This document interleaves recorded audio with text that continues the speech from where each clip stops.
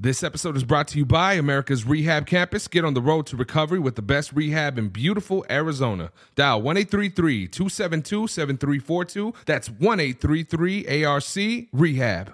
Ladies and gentlemen, you are now tuned in to the ARCast.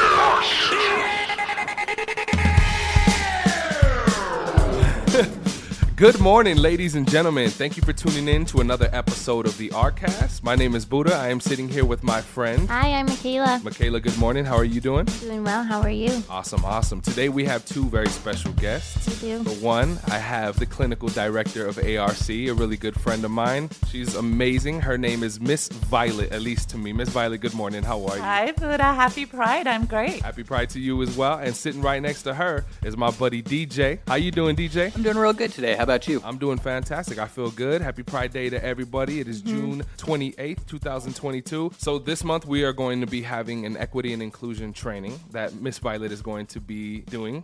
And can you give us a little bit more details on that? Yeah, so the part of the training that we're going to talk about today was put together by some of the staff here. They came to me with a proposition that they wanted to have all of the staff better educated about queer stuff. Okay. And so they went away and they did an amazing training and brought it back to me, and we workshopped it a little bit. Okay. It's super exciting. It just provides a really great understanding and knowledge for all of our staff about the unique needs of our clients who are LGBTQ. Thank you guys very much for doing that. That's fantastic. So DJ, man, if you could let us in a little bit about your story, I'm very interested. Where to begin, right? Well, as of this year, I will be celebrating my 13 years of sobriety. Oh my God, that's amazing. Thank you. Congratulations. Hey, one day at a time, right? Yes, sir. Stay humble. And so I think a lot of my recovery started, the problem started, I would say, probably in school, and that is that inclusion factor and everything else like that. I think a lot of bullying, not bonding with fellow peers and stuff like that made me feel quite isolated in my younger years. Okay. So then around age 13, 14, I started dabbling around in crystal methamphetamines. It became my best friend. It was something to bond with. It was something that was there for me round the clock. That was a roller coaster from hell that I hope to never get on again, and I won't, God willing. Yeah. But unfortunately, during those events, I did run into some legal trouble, which took me, quite some time and quite some years to clean up. But, as of today, that is all put to rest. I've done the best that I can to be a better man each day than I was the day before, a better person. Sometimes I fail, sometimes I succeed at that.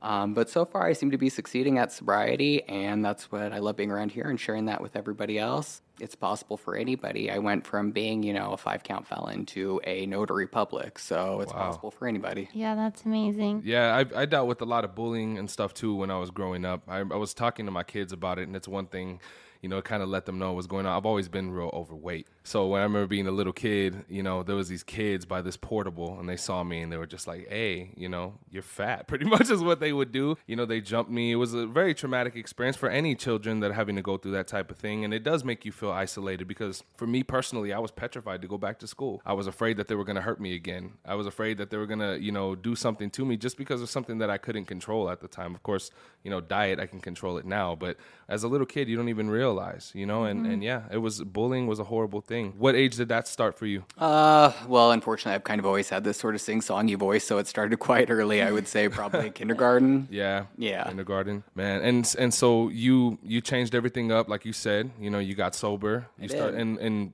were you always interested in working in this type of field? No, actually, that wasn't a thought on my brain when I was going through, in my mind when I was going through sobriety.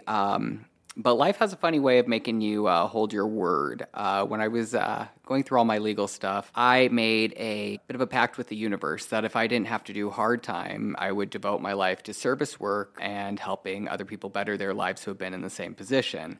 And so far, I've been in this industry since, and life seems to be holding it to me, and I can't thank it enough for doing so. That's beautiful. That's awesome. I kind of wanted to come back a little bit to what you were saying about your story, like your bullying story. Yes, ma'am. And what I know from the data, what we know, is that people in the LGBT community are at much higher risk for violence and for substance use, for lack of equity in healthcare, for lack of equity pretty much across the board when it comes to services that they can access.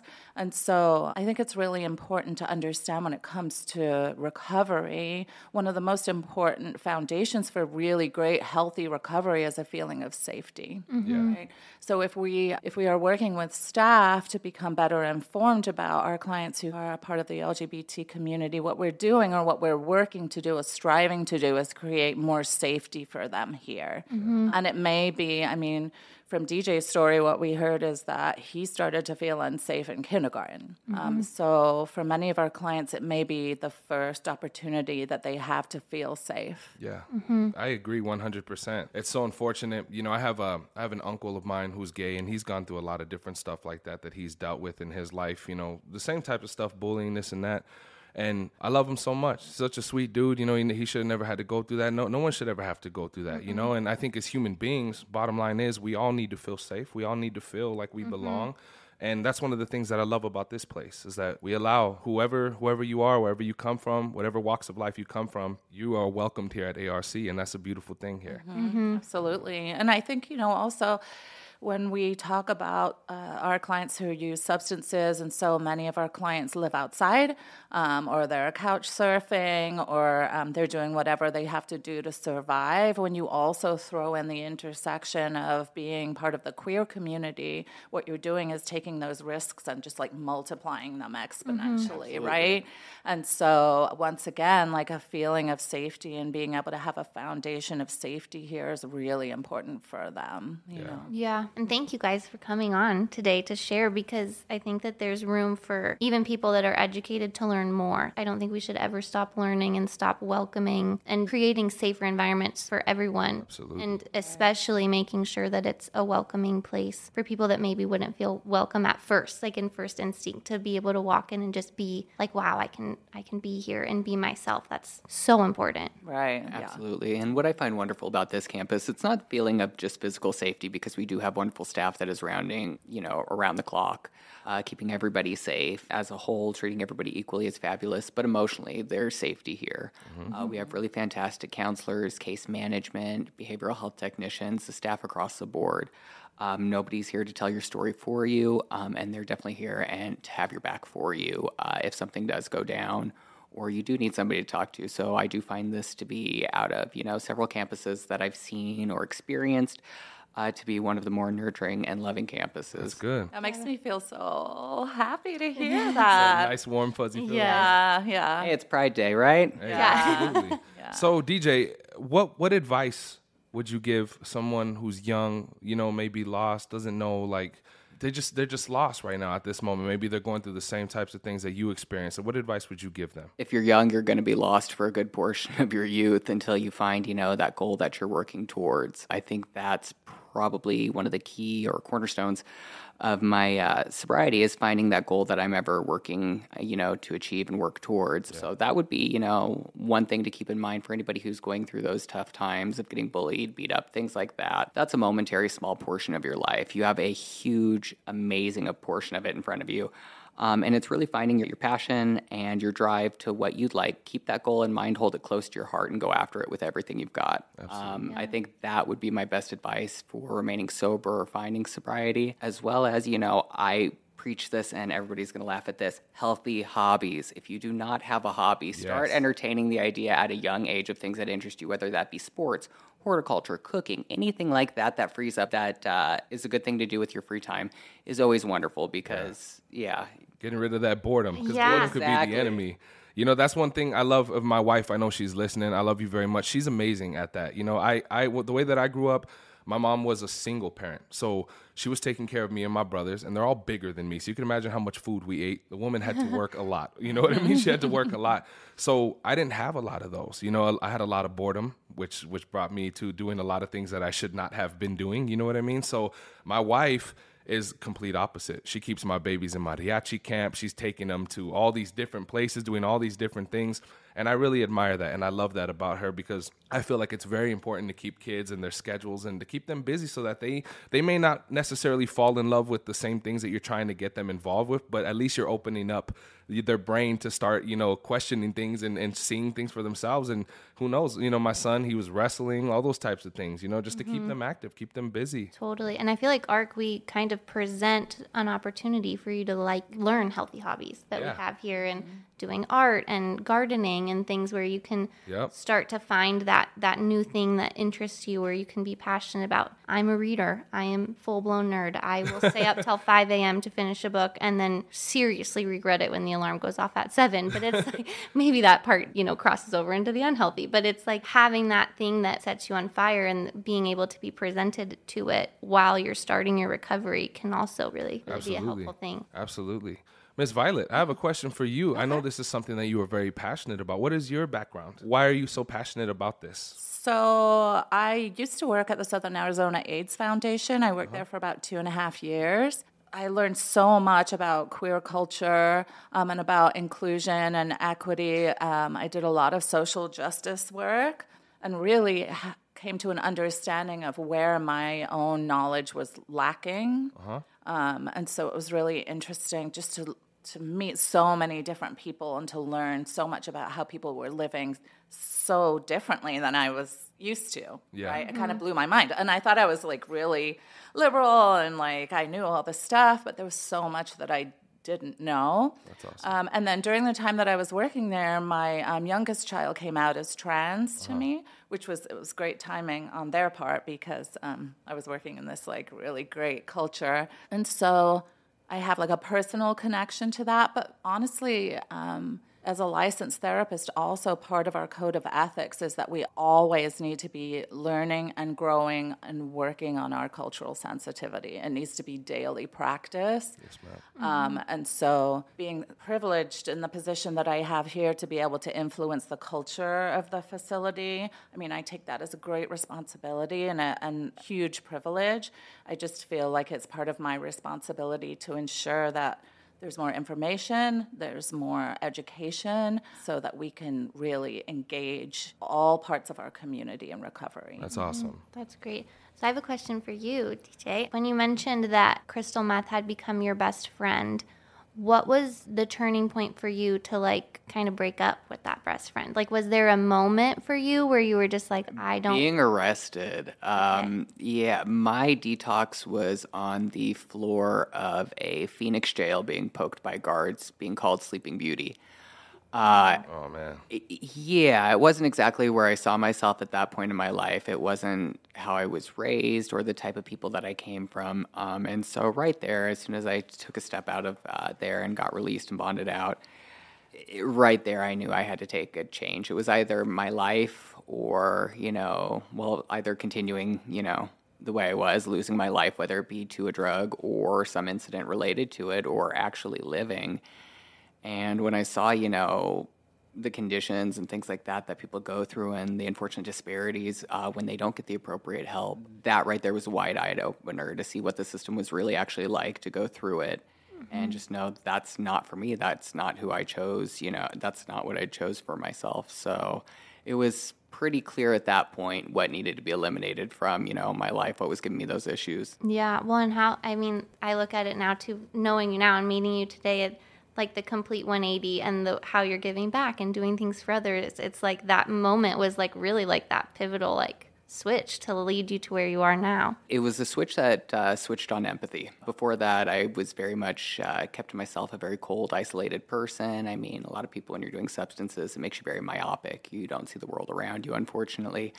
And I had been living that way for quite some time, and that was the snap that I needed to start feeling again. I really like how you worded that. That was just it hits home for, my cousin dealt with addiction, but to hear it worded that way was very nice. Yeah, and I really do feel like what you said, it strikes a chord, and it should with everybody. We all make choices, and there becomes a certain time in our lives where I feel like the mistakes that we've made or the things that we've done, they're right in the forefront Are you going to continue to keep living the same way that you have been and live in this misery and this pain? Or are you going to take responsibility for the mistakes that you've made, the things that you've done, and then really make that switch? I think that's a very, very important thing. And I think we all go through that at least one point in our life. With me, talking about with health, I'm not in recovery when it comes to drugs, anything like that. But for me, I was telling somebody how we got started with the workout groups, for example. Before we started them, they gave me the opportunity to start doing those workout groups. And before we started, I was pre-diabetic. I was sick. It was getting to the point where just the worst part of my day was putting on my shoes. I'll just say that. And that's horrible. It shouldn't be that bad, just being overweight. And when Art gave me the opportunity to start doing these workouts, once I made that understanding of looking at my kids and seeing them and being you know what, man, if I don't make any type of a drastic change, I'm not going to live to see my grandbabies. I'm not going to live to have a healthy marriage or a healthy life. What am I doing to myself? What am I doing to myself? Because I really had a bad connection with food, Having to change that up, it was other doors started opening up the moment I was able to shut those other doors. Other doors just opened up and it completely changed. I'm healthier now at 34 than I was when I was in my 20s. But I had to make that decision, and there's sacrifices involved. There's things that you have to do to make that switch, but it's so worth it. It's such a worth it thing to do that, But it's that enlightenment moment, right? It's that light bulb moment where you're presented with a choice, you know? You said, DJ, that you had one of those too. It's am I going to continue with this or not? And I mean, when you're presented with that moment, you have to be willing to step into whatever's next, right? The discomfort of the unknown it's not for everyone. Yeah, right? Absolutely. Yeah. And I think it could be intimidating too, because that's when the real work starts. It's recovery in the beginning is one of the most terrifying but liberating experiences you can ever have in your life. It's the biggest gift you can give yourself, but that wrapping paper, it's pretty tedious to get through to, start actually getting to that gift. I ripping bet. through all those layers can be a little bit tedious. Yeah. And how do you stay on track with that? What for you helps you stay on the correct path? Well, number one, my job, I love what I do. I do work within, the substance abuse rehabilitation community, so that definitely keeps me in touch. But I have family members that are also within the recovery community, so it just seems the people who I choose to surround myself with really help me keep my head in the game. I always have a family member or friend that I know that I can talk to within the community, as well as, staying within my, profession at this moment in time, helping people, hearing other people's stories, using, what I've learned to try and, help other people avoid the same mistakes. That's what keeps me sober every day. That's awesome. So question for maybe one or both of you guys, what would be something that you would encourage to listeners to do daily to be mindful of how we're choosing to educate ourselves, how we're choosing to grow, to be more knowledgeable of how to be a better person? Because I like to think that I'm not judgmental, but then I could be totally saying something insensitive and not even know it. And that's where that piece of privilege comes in, where you don't even realize you're doing something that could be hurtful or, not mindful. So what would be something that we could encourage people that maybe are sitting kind of more like me, thinking that we don't fall into that group of people that aren't kind, but we actually are? Well, I don't find it very helpful for myself to replay my day.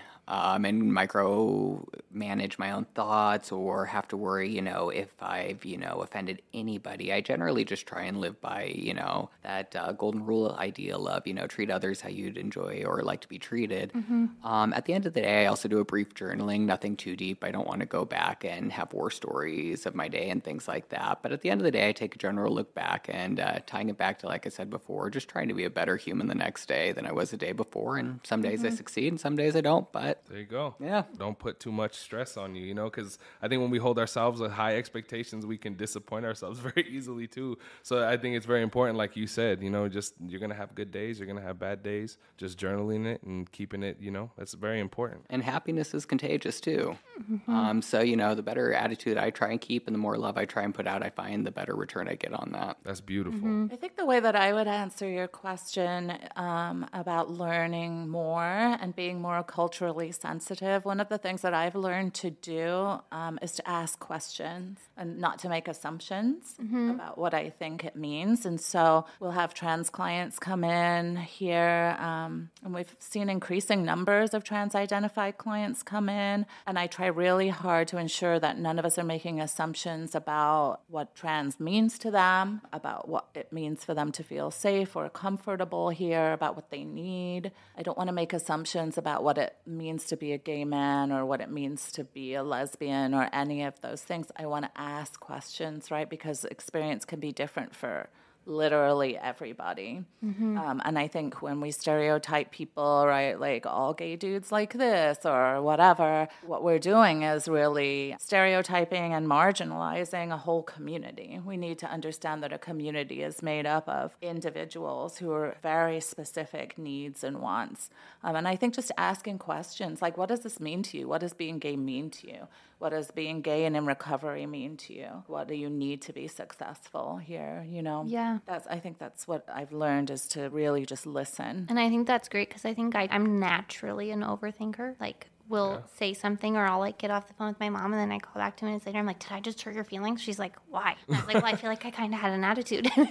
And so I'm naturally that overthinker. And so like when I'm communicating with friends that are a part of this community, I'm like, I go home and I'm like, oh my gosh, did I say something wrong? And in reality, I think that they'd look at me and be like, Michaela, like that was not very nice. Like you need to get it together. But then there's that part of it too where I want to make sure that I'm being welcoming and non-judgmental. But then you start to get in your head that it almost makes it that you are.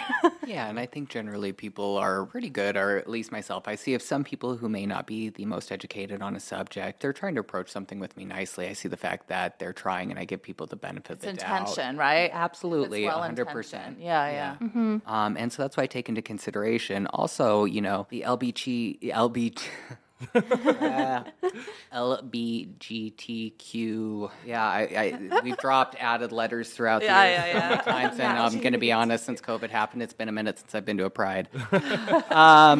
But generally, I find as a people, we tend to be quite durable and resilient. Not to say that we're here to be abused or anything like that, or have been, but I find generally, like I said, it's looking for the good intention in things. And for the most part, I find living the life that some of us had to live, we don't have such paper-thin skins. That's not the same for everybody. But on a whole, I find that the community, when they see somebody's trying, sees that somebody's trying. Absolutely. And I mean, it really is. I mean, the bottom line, we're all human beings. It's like asking questions. There's no reason why I should be afraid to talk to you or we should be afraid to talk to each other. We just have to understand that we're all human beings. We've all been through some crazy shit. We've all experienced trauma in different ways, you know, and I really do feel like love conquers all things, man. You just gotta love one another because there's not enough love in this world. This world is getting uglier every single day, and we just have to love one another more, really. You know what I mean? And smile at each other more. Absolutely. More rainbows. More rainbows. Yeah. That's what's up. I had a rainbow necklace and I forgot to wear it. Oh, man. See? You messed up. You got to go all the way back to Phoenix now. Oh, gosh. No, thank you. Sorry. It's here in spirit. Absolutely. And we've changed policies for trans clients. When they come here, you know, their pronouns are respected right off the bat. It doesn't matter how they present. They may present as male in a masculine way, but if they identify as female, they room with the females, they program with the females. Yeah. We don't need to know anything about your genitals. Like, whatever you tell me you identify as, that is what we honor here. Yeah. It wasn't the case when I first started here, and it's been a kind of a hard road to get to that. I think some of that was just training and, like, policy, but we've definitely made a change in that. And I think we've seen a marked increase in the amount of LGBT clients that we've been serving here. It's just really respecting that and having a zero tolerance policy for homophobia on campus, for any type of bullying when it comes to that. You know, safety is our number one. Emotional, physical safety for our clients is our number one concern when it comes to our LGBT clients. That's awesome. And I thank you so much because you really do a lot here. You do a lot for that. Whenever we've had training, you're right there, like in the forefront. If someone talks out of line, she's like, nope, not right now. We're talking. You could do that later, you know? Hey, and sometimes you got to get shit done. That's That's my job, man. Like, my job every day is to wake up and see what more I can do for clients today. That's right? awesome. And so, yes, I am sometimes direct, and that's definitely been said. But my number one driving goal every day is how can I make our clients' lives better today? That's beautiful. Thank you. Thank you very much. Thank you. Pleasure. Yeah, thank you, Miss Violet, for showing up. DJ, thank you so much for coming and sharing your testimony. Thank you. Ladies and gentlemen. We're going to go have some rainbow cupcakes now. Absolutely. Yeah. Do your thing. Do your thing, man. This has been an awesome episode. Happy Pride Day and happy Pride Month to everyone out there. Ladies and gentlemen, this has been another episode of the ARCast. We thank you for tuning in. Michaela, thank you for joining us as well. As always, much love, you guys. God bless and be safe. Thank you.